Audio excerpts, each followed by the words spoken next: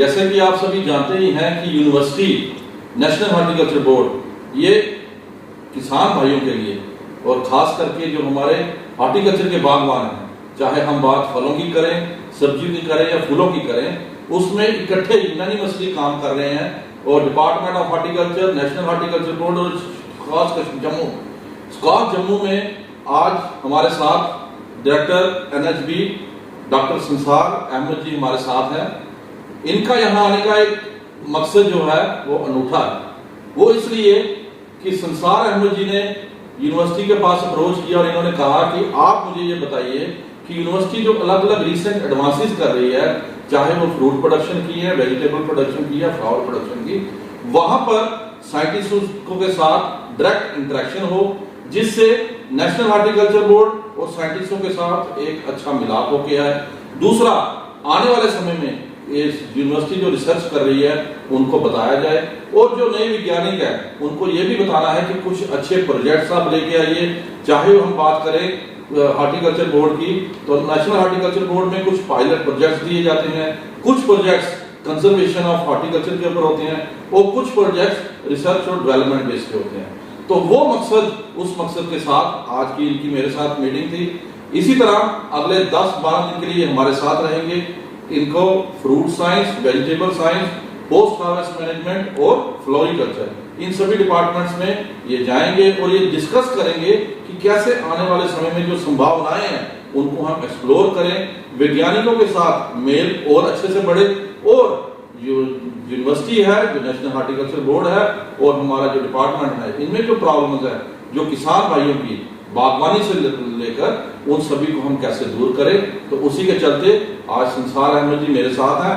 आज की जो हम बात करेंगे, बेसिकली आज की हमारी टॉप थी नर्सरी मैनेजमेंट। नर्सरी की बात हर जगह होती है कि कैसे फूल की नर्सरी लगानी है, फलों की नर्सरी लगानी है, वेजिटेबल प्लांट्स की नर्सरी लगानी है। तो आज हम बात करेंगे कि फलों की जो नर्सरी लगानी है उनमें किन किन चीजों का ध्यान रखना है और कौन कौन से रिसेंट एडवांसेस इसमें हो रहे हैं, जिसके चलते कि नेशनल हॉर्टिकल्चर बोर्ड जो इकाई मेन है सर्टिफिकेशन के लिए, इनका मेन मकसद है सर्टिफिकेशन भी करना नर्सरी का, उनको ध्यान में रखा जाए। जो सर्टिफिकेशन आने वाले समय में होगी, कैसे जो बागवान भाई जो नर्सरियां लगा चुके हैं उनको बताएं कि आप इन इन चीजों का इस्तेमाल कीजिए ताकि आपकी एक्रीडिटेशन भी अच्छी हो और हमारा एक मेन मकसद कि हम अच्छा क्वालिटी का पौधा किसान भाइयों तक पहुंचाएं। तो आप संसार अहमद जी कुछ 2 शब्द कहना चाहें तो? हाँ, मेरा यही पर्पज है, मेरा भी डॉक्टर साहब से, क्योंकि जो है डॉक्टर प्रशांत बख्शी यहाँ के रिनोन प्रोफेसर हैं, हेड ऑफ द डिपार्टमेंट है सुपास से, तो NHB ने यही सोचा है, मैं आज इनसे जो क्लास ले रहा हूँ वो खास तौर से नर्सरी मैनेजमेंट के ऊपर ही है, और उसमें इनसे यही जानना है कि जो recent advancement in horticulture sector nursery management है वो क्या क्या है, और साथ ही हमें क्योंकि असेसमेंट भी करना होता है across the state, UT Jammu and Kashmir NHB accreditation भी करता है, तो क्या क्या पैरामीटर्स हैं या क्या क्या ऐसी प्रोपोगेशन की टेक्निक्स हैं जो आज जो है फ्रूट्स में इंडक्ट हो गई हैं, तो वो हम कौन सी क्रॉप्स के लिए कौन सी टेक्निक्स बेटर है। बडिंग, सपोज एप्पल है, एप्पल में हम बडिंग करें या बड़ी सक्सेस रेट बडिंग से ज्यादा आ रहा है या ग्राफ्टिंग से ज्यादा आ रहा है, या मतलब कौन सी लेयरिंग से ज्यादा आ रहा है, किस तरह के हमें रूट स्टॉक, किस तरह की मतलब जो है तो ग्राफ्टिंग के लिए, बडिंग के लिए कौन सा रूट स्टॉक सुटेबल है, तो उसी बारे में मैं डॉक्टर साहब से आज यहाँ पे मेरी क्लास जो है तो यहाँ पे हूँ। मैं आने वाले जो है तो अभी 13, 14, 15 दिन तक 2 वीक तक के लिए इसी यूनिवर्सिटी में अपना ट्रेनिंग प्रोग्राम, जो 15 दिनों के लिए हमारी यूनिवर्सिटी में आए हैं एज ए ट्रेनी, और आज ये फ्रूट साइंस डिवीजन में आए हैं। इनसे मैं डिस्कस करूंगा कि कौन कौन से रिसेंट एडवांसेस होते हैं। नर्सरी अगर हमने लगानी है तो उनमें किन चीजों का ध्यान रखना है, कौन से आज की डेट में जब हम बात करें 2024 की, तो नर्सरी जो है संसार जी बिल्कुल चेंज हो चुकी है। नर्सरी पहले हम बात करते थे बीज की, आज हम बात करते हैं क्वालिटी प्लांट की। क्यों? अगर एक पौधा अच्छा, हम क्वालिटी का पौधा किसी किसान को देंगे तो वही आगे चल के अच्छा दरख्त बनेगा जिससे हमें अच्छी प्रोडक्शन मिलेगी। और पूरी हमारी जो गवर्नमेंट है उसका भी यही मकसद है कि अच्छा क्वालिटी प्लांट जो है फार्मर्स तक पहुंचे। उसी के लिए अलग अलग समय में अलग अलग चीज़ों की जो है एक्सपेरिमेंटेशन होती रहती है, रिसर्च होती रहती है, जिससे कई चीज़ें निकल के सामने आती हैं। आज की डेट में अगर हम बात करें नर्सरी एक्रीडेशन की, तो नेशनल हॉर्टिकल्चर बोर्ड उसमें अहम रोल प्ले करता है। और कई बार हमने कई फोरम पर डिस्कस भी किया है कि नर्सरी के कुछ ऐसे कंपोनेंट हैं जो हमें चाहिए ही चाहिए, जिसमें सबसे पहला कंपोनेंट है सॉइल सोलराइजेशन। सॉइल सोलराइजेशन जो है एक बड़ा इंपॉर्टेंट रोल प्ले करता है जब हम बात करें मिट्टी की, क्योंकि सारी काम जो है नर्सरी में मिट्टी से शुरू होने की, सॉइल से। तो सॉइल ऐसी होनी चाहिए जिसमें किसी तरह का कोई कीटाणु ना हो, कोई ऐसे जीव ना हो जिसके कुछ एग्स पड़े हो या कोई लार्वा हो जो हमारा सीड हम सो करें उसको खा जाए। सीड जब चल पड़े तो प्लांट के रूट्स खा जाए। तो इसलिए हमेशा अपनी जो मिट्टी लेके आए हैं किसी तरह की उसमें टर्माइट का अटैक ना हो, कुछ ना हो, तो उसको हमने पहले सोलराइजेशन करनी है। सोलराइजेशन करने की डिफरेंट टेक्निक्स हैं, वो मैंने आपसे विस्तार में डिस्कस कर ली, जिसमें हम फार्मलिन का भी यूज करते हैं या कुछ पॉलीथीन बैग से उसको कवर कर देते हैं, फिर उसका हम use as a soil for nursery preparation करते हैं।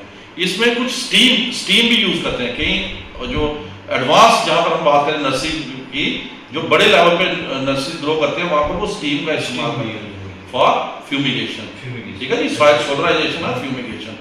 उसके बाद जब हम बात करें नर्सरी की रिसेंट एडवांसेस की, तो सबसे पहला जो चीज निकल के आती है वो ये है कि जब हम आज की डेट में इरिगेशन की बात करें तो वहां पर सेंसर्स का यूज होता है, जिसमें जब आपने मेरा कुछ वीडियो भी देखे होंगे जो मैंने इंडोनेशिया में शूट किए थे, स्मार्ट नर्सरी। उस स्मार्ट नर्सरी में क्या करते हैं हम, इरिगेशन जो है वो सेंसर लगा देते हैं। जब इरिगेशन की रिक्वायरमेंट होती है उसमें हम दो जो सोल्यूशन चलते हैं वो ब्लैंक के चलते हैं, मींस इरिगेशन वाटर, और एक न्यूट्रिएंट के साथ। ठीक है जी, तो ये पूरा शेड्यूलिंग होती है। आपके मोबाइल में ऐप होती है, उस मोबाइल से आप कंट्रोल कर सकते हो। जब कोई प्रॉब्लम आ गई आपको अलर्ट आ जाएगा कि आपका ये वाला जो पाइप है इसमें चोकिंग हो गई है, आप इसको क्लीन कीजिए, तो वो क्लीन आपने कर लेनी है। तो ये बिल्कुल सिस्टमाइज, और ये आजकल नर्सरी में यूज हो रहा है। तीसरी मैंने आपको बात बताई थी इसमें कि हम अगर बात करें ऑटोमेटिक कैसे आपने सीड सोइंग करनी है। ऑटोमेटिक सीड सोइंग, इसके लिए कुछ मशीन्स आती हैं। जैसे हर जगह बात हो रही है कि लेबर बड़ी कॉस्टली हो गई है, तो हम कैसे सीड की सोइंग करें। तो आपने ट्रेज लेनी है, मीडिया लेना है। अब उस मीडिया में मैंने आपसे एक और बात की कि मीडिया में वहां पर वो चारकोल राइस हस्क का यूज करते हैं, क्योंकि वहां पर राइस सबसे ज्यादा होती है। उसको फेंकने से अच्छा है कि उसका हम यूज एज ए हस्क करें। उसको चारकोल से पहले मिक्स कर लेते हैं, उसका न्यूट्रिएंट लेवल बढ़ा लेते हैं, फिर उसका यूज नर्सरी के लिए करते हैं। जो मीडिया बनेगा उसमें हम कोकोपीट लेंगे, ठीक है, उसमें चारकोल हस्क लेंगे और थोड़ा इसमें हम सॉइल या सैंड को मिला के उसका हम मिक्सचर तैयार कर लेंगे। वो मिक्सचर जो होगा उस मिक्सचर का यूज करेंगे। पहले हम ट्रेज को यूज करेंगे। मल्टी सेल ट्रेज आती हैं, जो ट्रेज होगी मल्टी सेल होगी, उनमें आपने मिक्सचर को भर लेना है। फिर आपने उसको उस ऑटोमेटिक सीड सोइंग मशीन में लेके डाल देना। वो seed sowing machine seed sow करेगी, चाहे बात आप गुआवा की करो, चाहे आप बात पपाया की करो, चाहे आप बात सिट्रस की करो, चाहे वेजिटेबल्स की बात करें, चाहे फ्लावर्स की बात करें, वो ऑटोमेटिकली उसमें सीड सोइंग हो जाएगी। उससे एक तो लेवल ऑफ एक्यूरेसी बढ़ जाएगी, ठीक है ना, और दूसरा जब वो सीड शो कर देती है फिर हम उसको ऊपर से कवर कर देते हैं उस मीडिया के साथ, फिर उसको रख देते हैं। मिस्ट लगी होती है, ग्रीन हाउस चैम्बर्स होते हैं, उनमें मिस्ट चलती है। वो मिस्ट भी बाहर ऑटोमेटिकली कंट्रोल्ड है। After every half an hour, after every 40 minutes वो मिस्ट चलेगी, खुद ब खुद पानी देगी, फिर कंट्रोल हो जाएगी। तो ये सारा ऑटोमेटिक है। All these things are automisation. फिर इसमें एक और लेवल अगर हम आगे चलें तो इसमें आ जाता है जेनेटिक इंजीनियरिंग का भी इस्तेमाल। जेनेटिक इंजीनियरिंग में क्या करते हैं हम उसमें कुछ जीन्स को आइडेंटिफाई करते हैं, ठीक है ना, क्योंकि आपने देखा होगा जब हम कोई प्लांट लगाते हैं उसमें डिजीज या इंसेक्ट का अटैक नहीं होता, हम देखते हैं इसमें कौन सा जीन वो रिस्पॉन्सिबल है। उस जीन को फिर हम इंट्रोड्यूस करते हैं दूसरे अपने प्लांट्स में, और उसमें से जो सीड बनेगा, उसमें से जो प्लांट बनाएंगे, उसको हम फिर यूज करेंगे। तो ये जो है नेक्स्ट लेवल ऑफ हमारे नर्सरी है। अभी तो हम बात कर रहे थे सिर्फ कैसे प्लांट मटेरियल लेना है, कैसे उसमें ग्राफ्टिंग करनी है, कैसे उसमें साइन लेनी है, ये सब चीजें तो है ही इंपॉर्टेंट। नर्सरी की बात करें, सबसे पहला आपका मीडिया इंपॉर्टेंट है, क्वालिटी सीड इंपॉर्टेंट है, रूट स्टॉक इंपॉर्टेंट है, साइन वुड। और साइन वुड हमेशा जहां भी बात होती है संसार जी, मैं हमेशा ये रिकमेंड करता हूं कि यूनिवर्सिटी जो रिसर्च करके आपको लोकल जर्म प्लाज्म में जो वैरायटीज, जो कल्टीवर्स रिलीज करके देती है टाइम टू टाइम, उनको ही आप यूज कीजिए। कोई नए कल्टीवर ले आए, उसकी आपने स्टडी नहीं की, तो आने वाले टाइम में आपको प्रॉब्लम हो सकती है ना। नर्सरी का एक सबसे बड़ा इंपॉर्टेंट क्या है कि हमें जो लोकल जो आइडेंटिफाइड वैराइटीज है, आइडेंटिफाइड कल्टीवर्स है, उनका हम आगे यूज करें, तो ये बड़ा इंपॉर्टेंट रोल प्ले करेगा अगर आप बात नर्सरी की करें। अब जैसे हम एक दो बार इकट्ठे भी गए हैं उसमें एग्रीकल्चर के लिए, सबसे पहले हम चीज देखते हैं मदर ब्लॉक। एग्जैक्टली, वो that is the backbone, that is the backbone of every nursery. If person is not having mother block, then from where he is taking the budwood, from where he is taking the scionwood, ठीक है ना।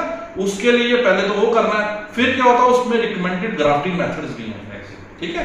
अब बात करें अगर guava की, बात करें सिट्रस की, तो हर किसी का ग्राफ्टिंग, बडिंग, ये डिफरेंट मेथड्स हैं जो आने वाले टाइम में बाकी टीचर्स भी आपके साथ डिस्कस करेंगे, साइंटिस्ट लोग। लेकिन मेरा मकसद ये था आज आपके साथ कि क्या क्या रिसेंट एडवांसेस हो रही हैं नर्सरी मैनेजमेंट में, और हमने कैसे अपनी जो नर्सरीज हैं वहां पर जो ग्रोवर्स हैं उनको ये बताना है कि ये चीजें कुछ मैंडेटरी हैं जिनको आपने करना ही करना है। तो उसमें जो हमारी ये मेन चीज निकल के आई वो ये है कि हमें हमेशा क्वालिटी प्लांट मटेरियल पे फोकस करना है। There should be no compromise on plant material, ठीक है ना। अगर प्लांट मटेरियल में कहीं भी कमी होगी उसका नुकसान आगे चल के होगा। कई किसान भाई कहते हैं मुझे कि सर हमने किन्नू खरीद के लाया तो हमारी वो दूसरा निकल गया। जी जी, उसमें क्या है, वो उसकी लैकनेस है।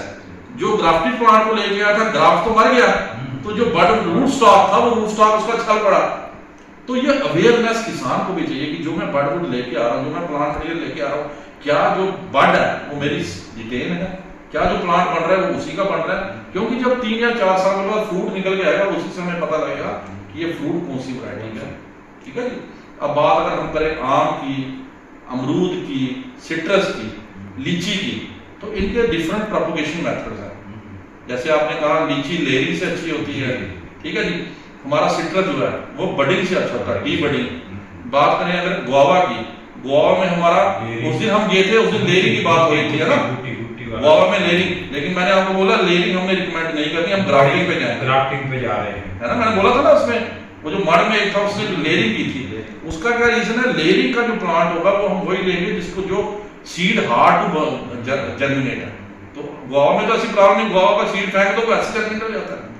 तो इसलिए गुआवा में हमें ग्राफ्टिंग को एनकरेज करना है, ठीक है। उसमें क्लेफ्ट ग्राफ्टिंग अच्छी चलती है, क्लेफ्ट ग्राफ्टिंग को आप दे सकते हैं।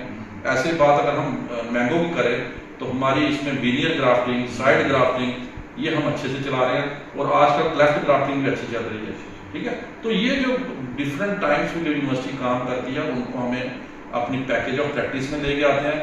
पैकेज ऑफ प्रैक्टिस जो है वो डेवलपमेंट डिपार्टमेंट के पर्सन के पास होती है, जब वो जिस जगह पर जाते हैं उनको वो हमने देना है। आप जैसे मेन रोल प्ले कर रहे हैं नर्सरी एक्रीडेशन में, एनएचबी का मेन रोल है, तो जहां भी आप जाएंगे किसानों को यही बोलेंगे कि यूनिवर्सिटी की जो आपकी पैकेज ऑफ प्रैक्टिस है उसका यूज कीजिए।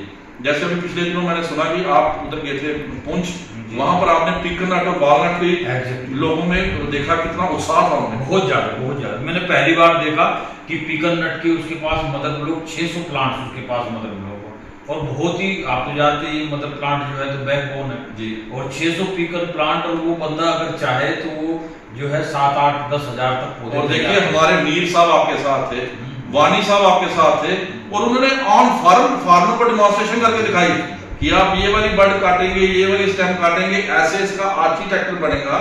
ये सारी चीजें इंपॉर्टेंट है। एक प्लांट की शेपिंग, ठीक है ना, प्लांट तो आप ले आए, प्लांट आपने लगा दिया, फिर उस प्लांट की शेपिंग कैसे करनी है, तो ये सारी चीजें बड़ी इंपॉर्टेंट है।